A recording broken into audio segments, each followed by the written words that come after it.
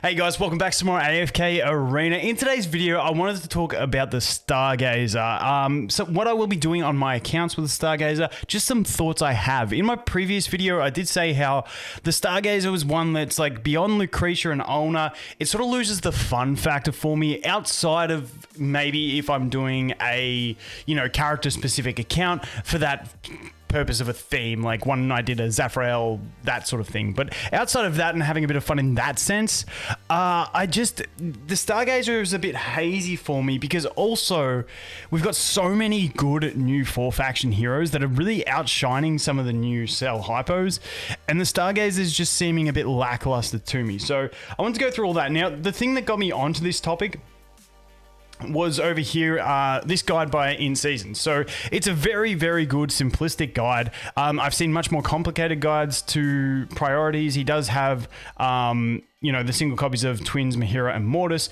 2 copies of Twins and Mortis if you want to go a bit deeper to get them to Elite Plus. But either way, he's got those disclaimers in there, and then he's just got a general priority, which is the Lucretia 1-star. Obviously, you want to unlock that engraving, and then just on it, so on and so forth, and then some advanced options there. But like I said, to me, I don't see... The thing about this is, like, Zolrath, I really like Zolrath, but you can just slowly get him from the Challenger store. So it leaves you in this situation where Lucretia is incredibly fun. If you get her early game, if you don't have her, she's incredibly fun when you get her built. Ulna is, like I said, and this is personal opinion on preference of what I enjoy as well, so take that with a grain of salt as well. But Ulna is really fun to me because she can make any hero that you want to use sort of work in the front row. Like, not any, but she makes a lot of things work. Now, Khazard's really strong. However, now that we keep getting more 4-faction heroes that are useful in, control and stuff like that, I feel like he becomes less necessary. Zolrath always has that unique use, and like I said, you can get him from the Challenger store. You do need him ascended to get his furniture, which is where the key is for him, but you can slowly work on that. Now, Mortis more for bosses. Mahira, Mythic is good, but like, honestly, the difference between Elite and Mythic isn't a massive stretch.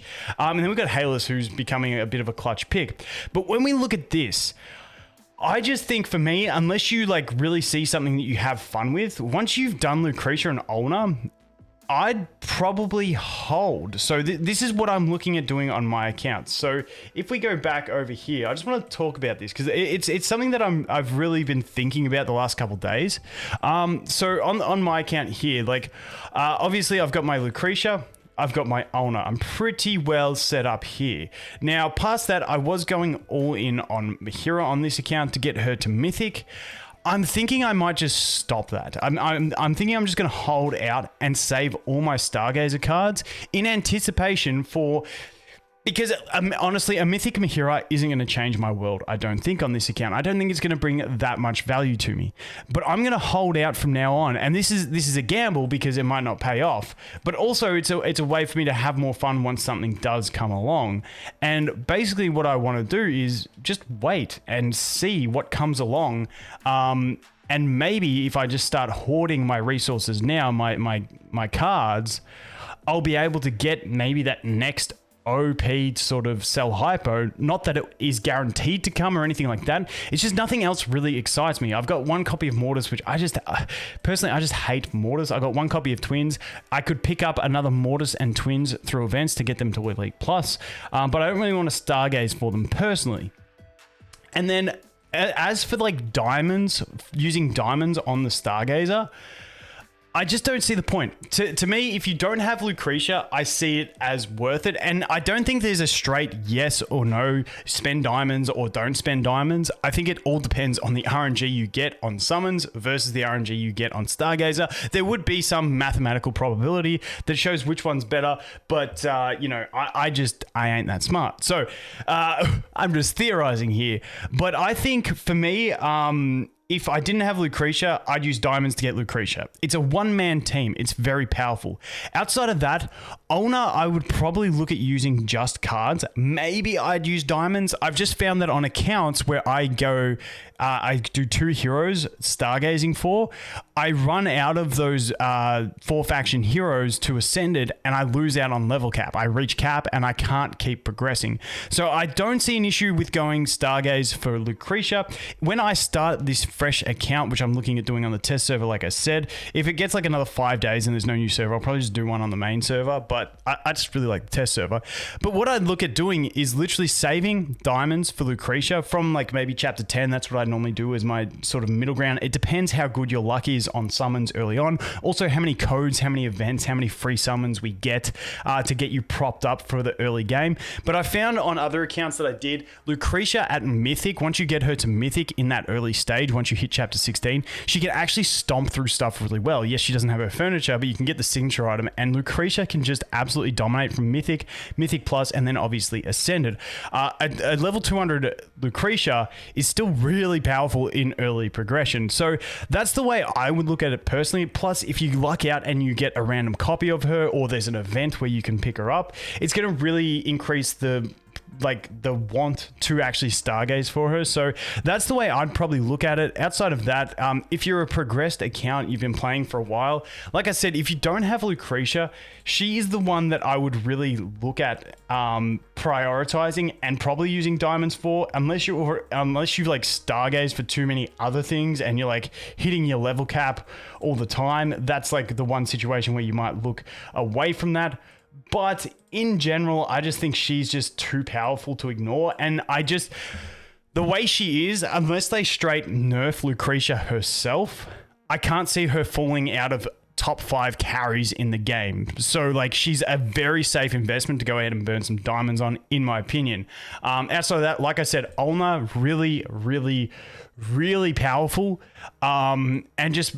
And the cool thing about Ulna that I really like is with 4 faction summons, you've got 5 slots for each faction on your wish list. So when you're looking at it, if there's one hero that you just want to build for fun, it's easier to build a fun 4 faction hero than it is a sell hypo. So you can build that fun hero, and if they're a damage dealer, something like that, a lot of them can get the use out of Ulna, and it can give you that enjoyment in gameplay. We're not talking about min-maxing here, we're talking about having fun, because at the end of the day, it's a game, and you're here to have fun.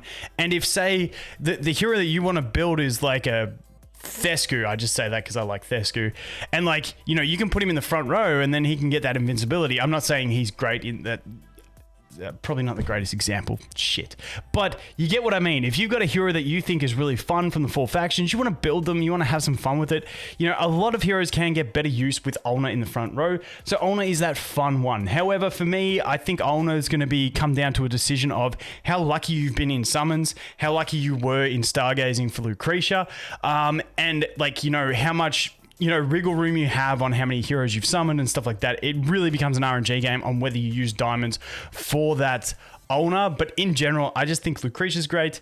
And like I said, I will start this fresh account, and I'm going to go through this because I just like this. And I feel like on a fresh account, by the time I get a Lucretia built, and then I get through Ulna, by the time I get those 2 done on a fresh account, which should take probably 6 months, maybe less, depending on events and stuff and rates, hopefully by then there's that another OP sell hypo that then you are just prepped for and ready to go. Because like I said, with how good, like if we look at Wilders, for instance, look at Wilders, Raku, Mishka, Astar, Pippa not so new, but these 3, Raku not as much, but like they are all new-ish. Let's see. Wait, who's the most recent ones? I think they are the 4 most recent. So they are the 4 most recent Wilders that we have got in the game, and they're all amazing. You look at Raku, huge damage potential. Mishka, just great support in anything. Star, great support in anything. Pippa, just amazing support as well. When we look at some of these heroes that we've been getting, Lightbearer's getting some recent good support with Mortis, great damage with Scarlet. Like, there's just so many good heroes and so many good comps with 4 faction heroes now that the second tier of stargazing just isn't as valuable, in one man's opinion. Feel free to disagree with me. I love to have a conversation in the comments. That's just something I've been thinking about and I want to have a chat about. Let me know what you think. Anyway, guys, that is going to be it for this one. Thanks for watching. Hope you have an awesome day and I look forward to seeing the next one. Cheers.